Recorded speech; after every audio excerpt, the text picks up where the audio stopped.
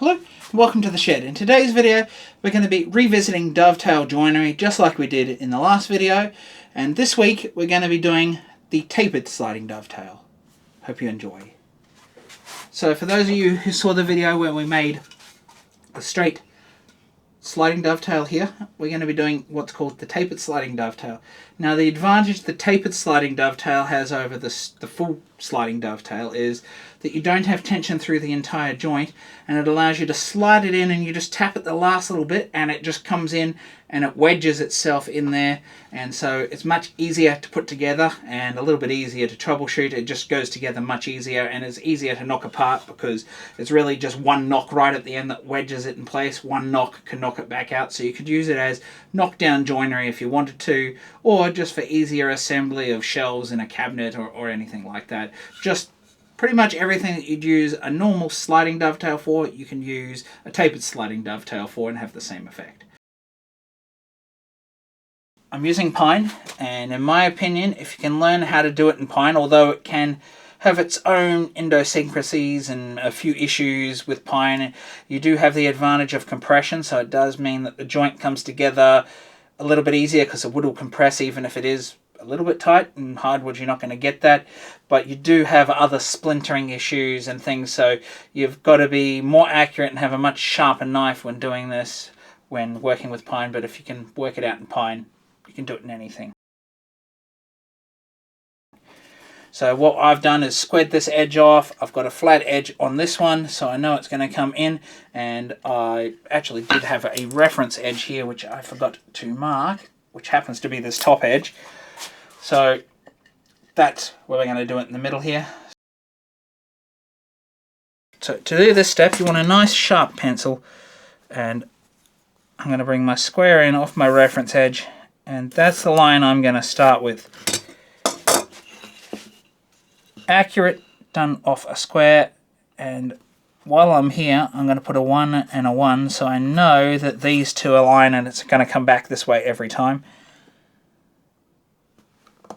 Then I'm going to line that up on that line, bring my square back in against it.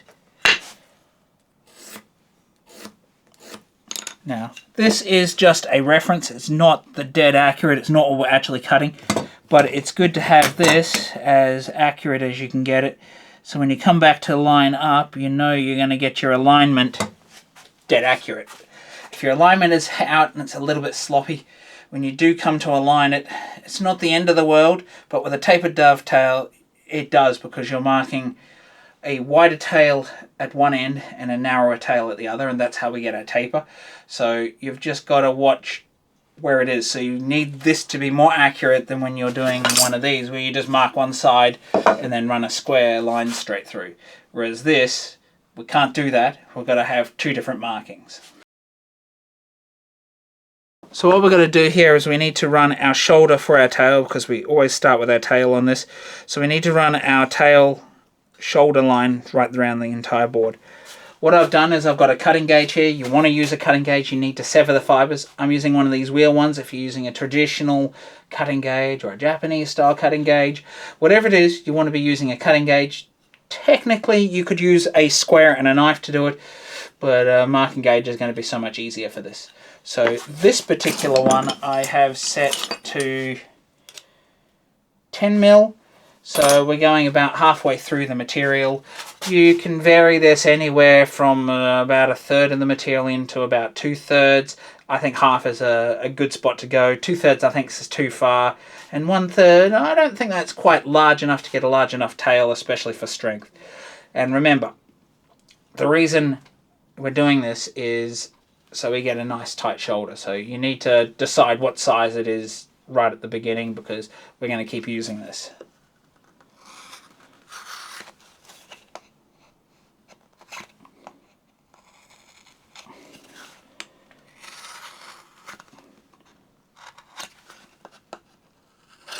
So when you get to this point, you want to make note of where the front of your case is. So for me, this is my front. So what you want to do is have the wider angle at the front and the narrower angle at the back. It's just generally the way it's done. You could do it the other way if you wanted to, but I think the whole idea is that it's got a larger dovetail showing on the front, so it just looks a little neater with a larger tail, but it's totally up to you if you want to tap it in from the back. But for the case of this, I'm going to make that the front, and the front is going to be the wider part of my tail. So I'm not cutting right on the edge like I did with the other one. I'm going to come in with this marking gauge just set to 1.5 millimeters. All that's doing is just bringing my saw in off the corner, because I don't like to cut right on the corner. Now remember, this is my wide edge, so that's where I'm starting there.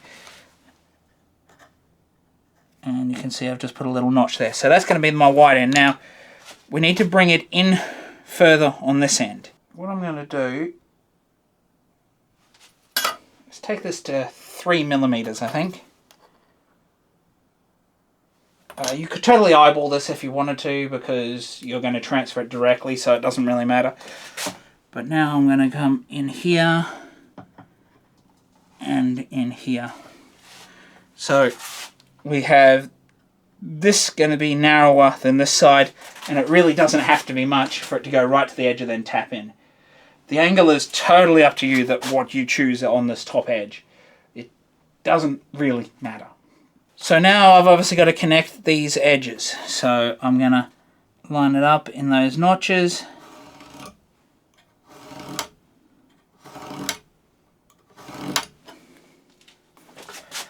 Do the same here. A little bit of a fiddly process doing this.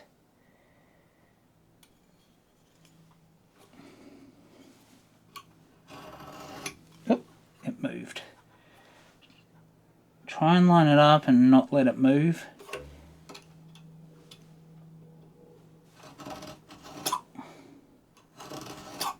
So if I have a look at that now, you can see there's a subtle angle on there. So now we've got to mark our dovetail. I'm using my homemade 1/6 jig here. Video link down below if that's something you want to make yourself. I'm going to reference a knife in that little line. Push it up against it. Now with things small like this, it is hard to sometimes reference on the top of your board and everything, so just take your time, get it referencing correctly.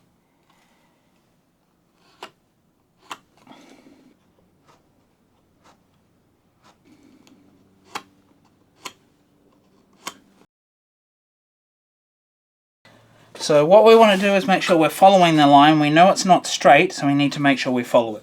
So I'm always going to cut on my right hand side so I can use my thumb to keep that on top of that line. So what I'm going to do is just start, and I'm just going to nibble along that line.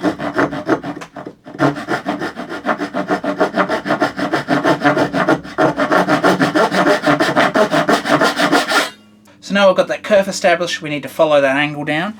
So we're going to start at the top end here.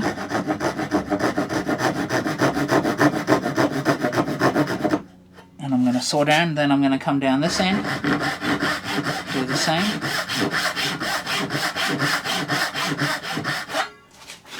Now we need to join these two lines on that straight curve. And because we're already established at both ends, the saw should follow the curve of the angle when we get there.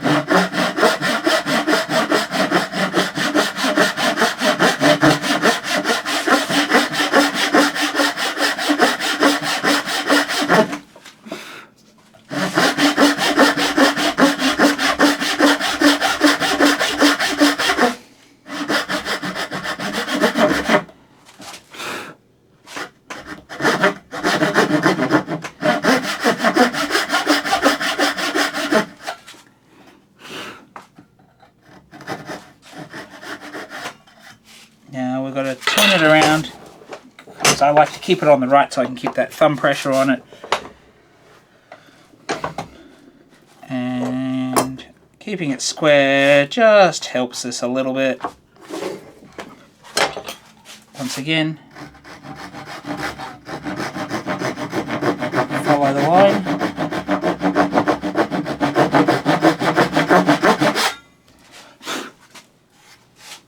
Now follow our angle.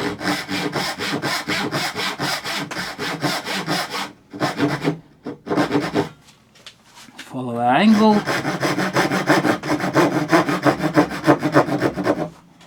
Join the two.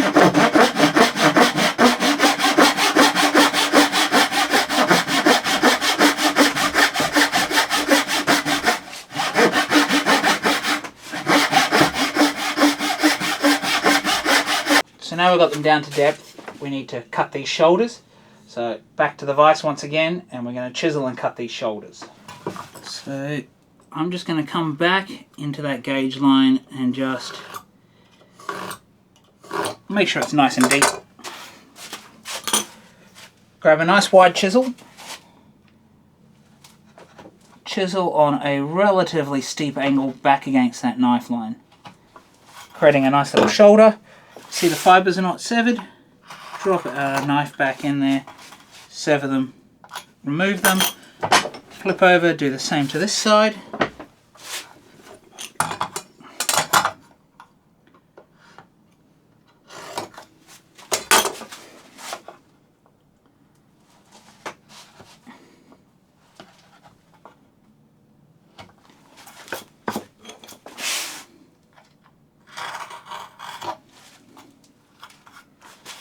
So now we've got nice tight shoulders here, so now we need to saw these.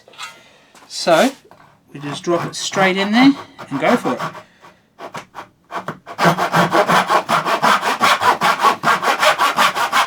Now what you need to remember is you need to go less distance on one side versus the other. So you do need to pay attention to that. So I've already gone to depth with that edge.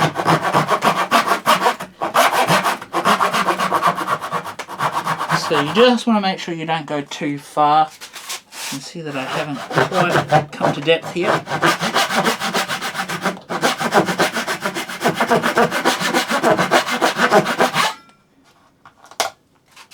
That's come off, I haven't quite gone deep enough here.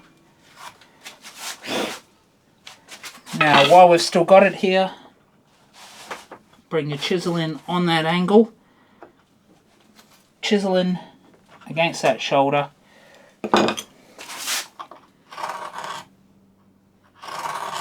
Bring your knife back in, or you can use the chisel for that.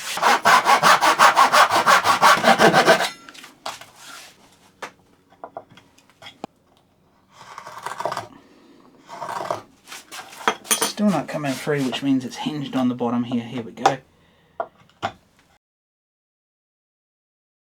So now if we look at that, we can clearly see a taper to it, although it's not much. So now we need to transfer this onto our mortise piece, for lack of a better word. So we need to line it up between those lines that we had there. We need to get our knife right up in that corner. That's why we need to have such tight corners. So we've marked that. So we've gone from there. Now we want to rotate it over to this side and do the same.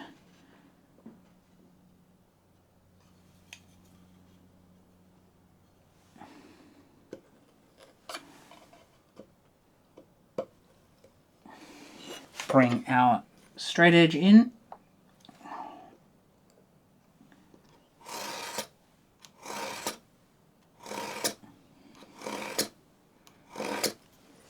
Get that nice and deep. Do the same this side. So you're just dropping it into that knife dot.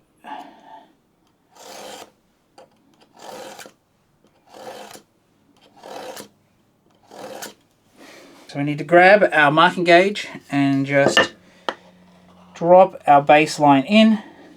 It's the same one we used for the marking of the tail, so it should be accurate.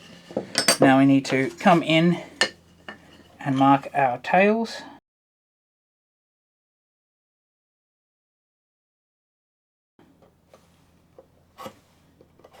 There's no way to really get the marking straight off the actual board, so we're just going to have to trust that we get this correct and that we got our angles correct, which we should have. And you will notice we're having to take the reference off the opposite side of the board to get the wide part of the tail here, so there is maybe a little discrepancy there.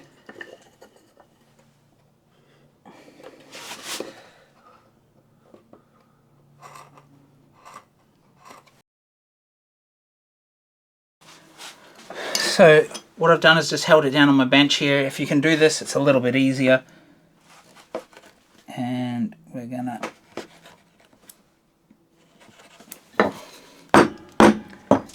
And chisel the other side.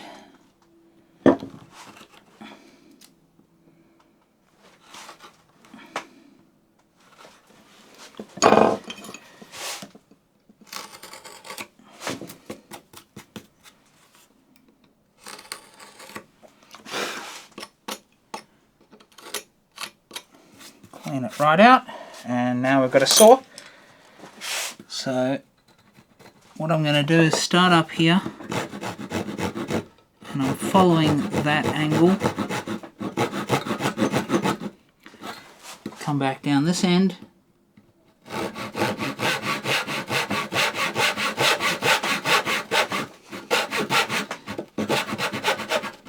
Brought that one right down to depth. I need to do the same here.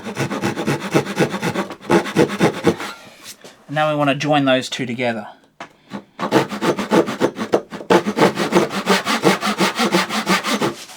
And because we've already established the curve, we should just follow the angle we've already done.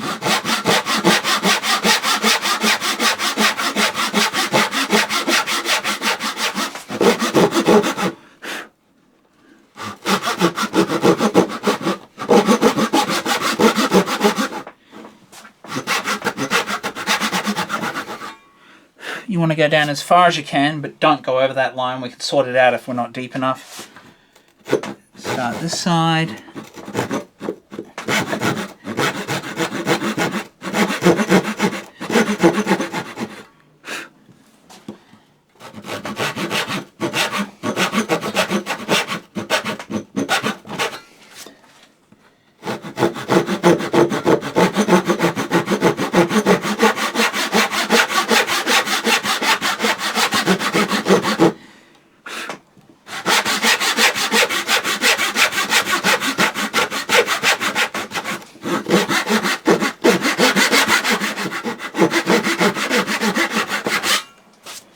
Now, even with something this small, I'm still going to put a relief cut in the middle.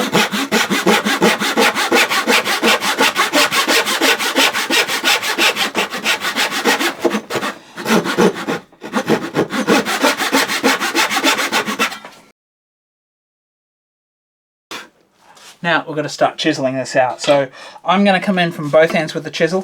I'm going to start on this side and I'm going to angle up, as you can see here. Not taking too much off at a time. You don't want to take huge amounts off in pine, but you do need a sharp chisel. Now I'm only using my narrow one at the top here where I can't get my other chisel in. I prefer using a wider chisel if possible. So we take that off, turn it around. It's important to always keep your work secure.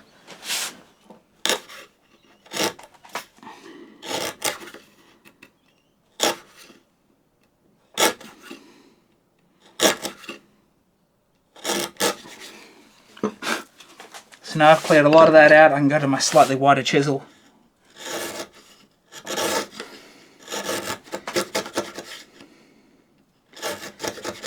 So I've not come down to the line on this side yet. Try not to pinch your finger like I just did.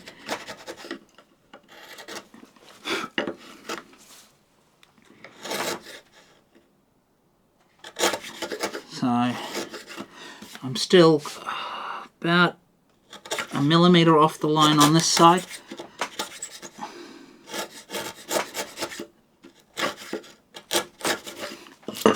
Because all of this is hinging, I know I haven't quite gone deep enough, so my marking knife is the best thing to get in that corner and sever those fibres.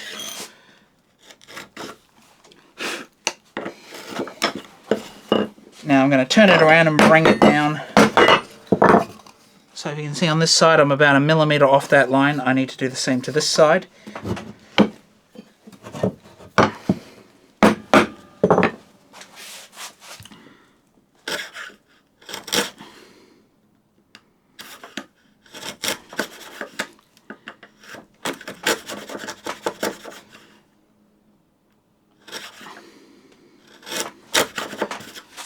So you can still see that these fibres are hinging.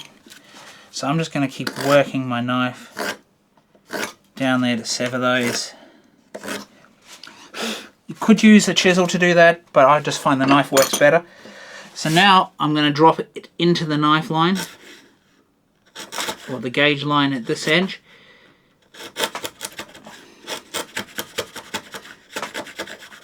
And you can see how far I've worked in here. These fibres are still hinged.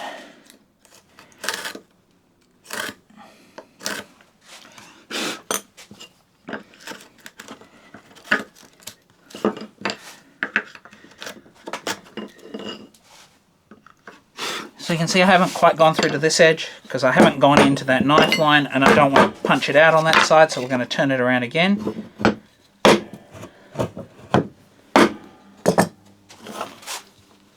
Drop it into the knife line or the gauge line on this side.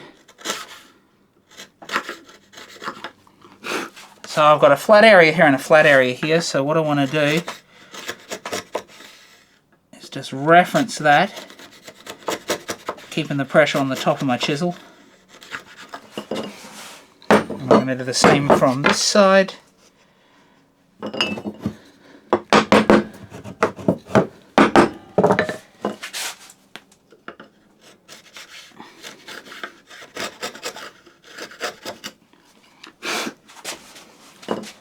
I do have a little router plane here, and just to ensure that it is flat all the way through, you can bring something like this in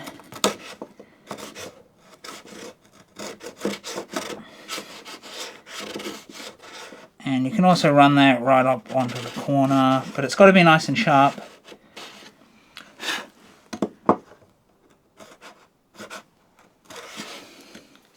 And just bring it in from both sides.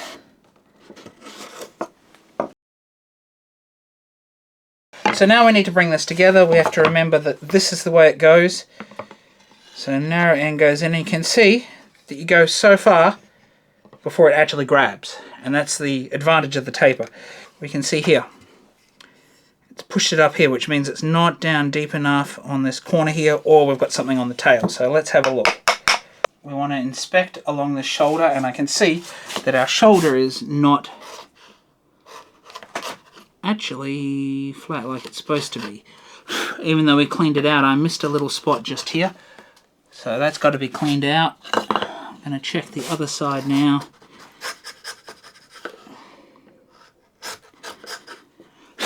Just in case I missed anything here. So we'll just...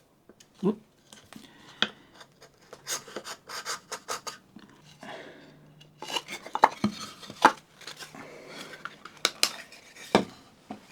Almost pulled completely together here.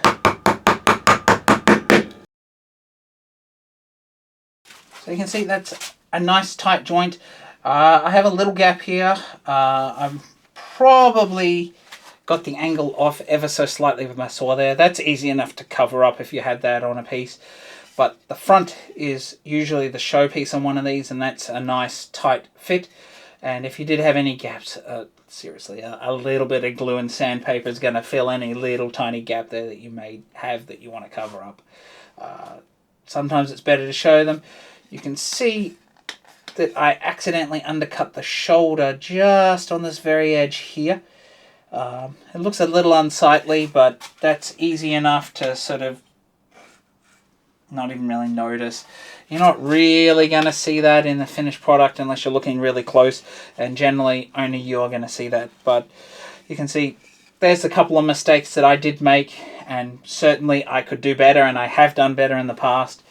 And so it's always learning with it when it comes to woodworking. You're always learning, always improving your technique. Maybe I did something a little bit wrong here that I could improve on next time, and I'll certainly watch myself back in the filming to see where I did go wrong, and that's not a bad thing to do, to double check your work, is to film yourself. So there you have it, folks. That's how we do a tapered sliding dovetail. It's not really too much more difficult, but it is a little easier for things to go wrong, and there's just a few more angles that you got to watch out for. But on the whole, I think that this is an easier joint to do, or at least put together and take back apart than the standard dovetail, because you only have friction right at the very end when the joint comes together. So one swift whack there would break that and you could pull it back apart. And that's why I said right at the start that you could use this in something that you're knocking down. Maybe you got a little saw bench with some tapered sliding dovetails in there to hold them in place, or maybe you've gone wider and you actually have a little wedge in there holding it in place. That is another option, but it's still sort of a variation on a sliding dovetail or a tapered sliding dovetail when you do that wedge. So that's a couple of variations that you can do, and maybe I'll look at doing one of them later on. So if you like this video, please do like and subscribe down below. While you're down there, do sound off in the comments. Have you done a slided dovetail? Do you do them slightly different to the way I've done them? Is there some other way or something else that I should have done here to prevent my little gap on the narrow side there? Do let me know down below. And if you'd like to see another great video such as the one you've seen here today, do check out the video up here where I show you how to do the full sliding dovetail without its taper. Bye for now.